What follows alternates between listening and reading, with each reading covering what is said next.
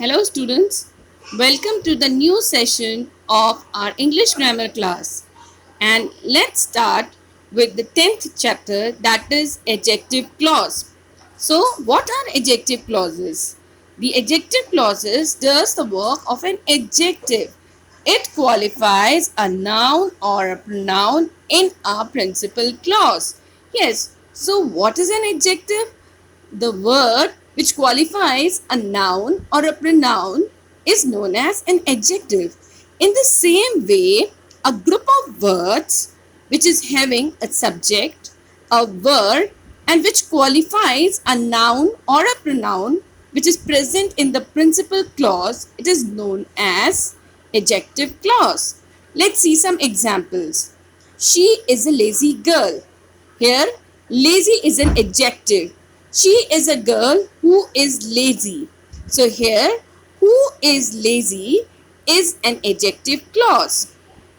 Yes, the adjective clause begins with who, whom, whose, which, that, or what relative pronouns, or when, where, why, or how relative adverb, and is put just after the noun or pronoun which it qualifies. Let's see some examples where adjective clauses introduced by relative pronouns. Let's see. We love those who loves us. So here there is one relative pronoun, that is who. Those whom the God bless live happy. So which are the people who lives happy? So the quality of those people are whom the God bless. This is the girl whose mother died recently. So what is the quality of that girl? Yes, whose mother died recently. The moment which is lost forever. All that glitters is not gold. Now let us see some examples of adjective clauses introduced by relative adverbs. Yes, relative adverbs are the adverbs which give the answers of time, place, reason, and the manner. I do not know the time when the Rajdhani Express arrives. Tell me the office where she works. I do not know the reason why she misbehaved with me. This is the way how you can do this sum. So when, where, why, and how. These are the relative adverbs which give the answers of the questions when, where, why, and how. The relative pronoun or the relative adverb introducing an adjective clause is sometimes omitted. For example, here is the watch you want. So here the word that is omitted and it is understood that that is omitted here. In the next sentence, he is the man I can trust. So here, which word is omitted? Here the word whom is omitted. Okay, so if certain words are omitted, then also these sentences can go. The money you gave me was spent. So here the relative adverb which has been omitted.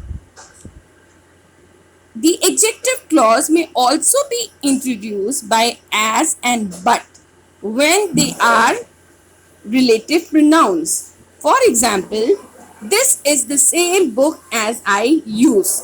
So here as is used. There was no one wept at the sad tale of his suffering.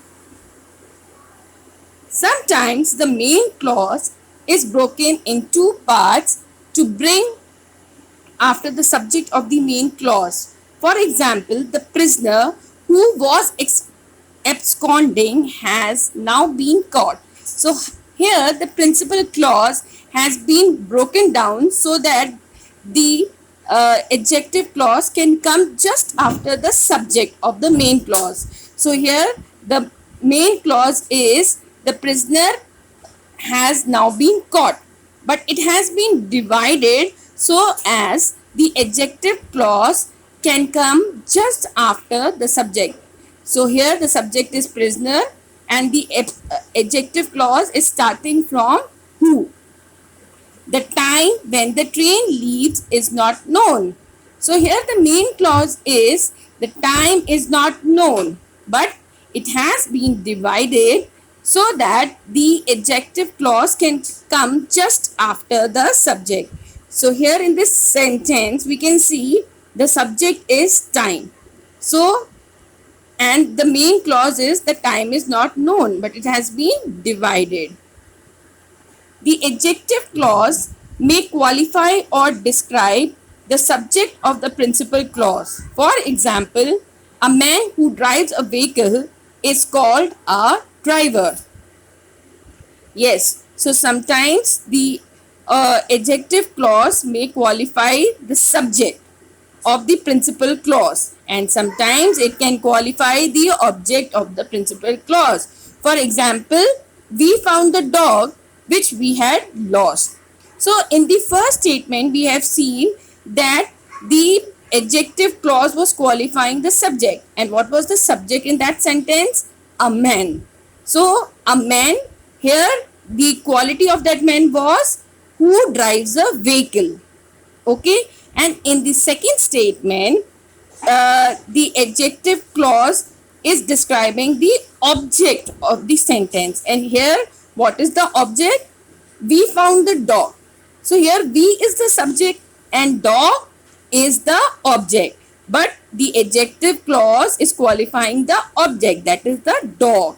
So what is the quality of the dog? That which we had lost. This is the quality of the dog. So students, these are the adjective clauses, and have you understood the meaning of adjective clause? So adjective clause, let us recapitulate the meaning of adjective clause. The adjective clause is a group of words which is having a subject, a verb, and it is having complete meaning, and it is a group of words which is qualifying the noun or pronoun which is present in the principal clause. As we have already discussed about the principal clause and the subordinate clause. So do you remember what is the meaning of principal clause?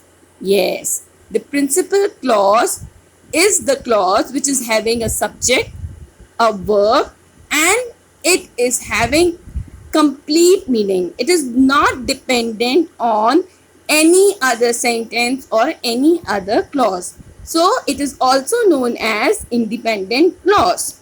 And what is subordinate clause?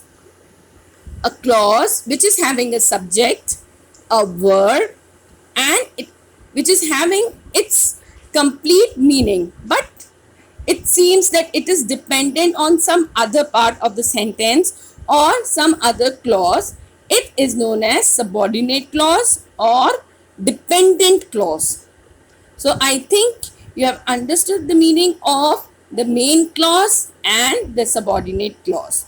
Okay, and the adjective clause modifies or qualifies the noun or the pronoun which is present there in the principal clause. Okay, so we will do the exercises of this chapter in the next session. Till then, goodbye.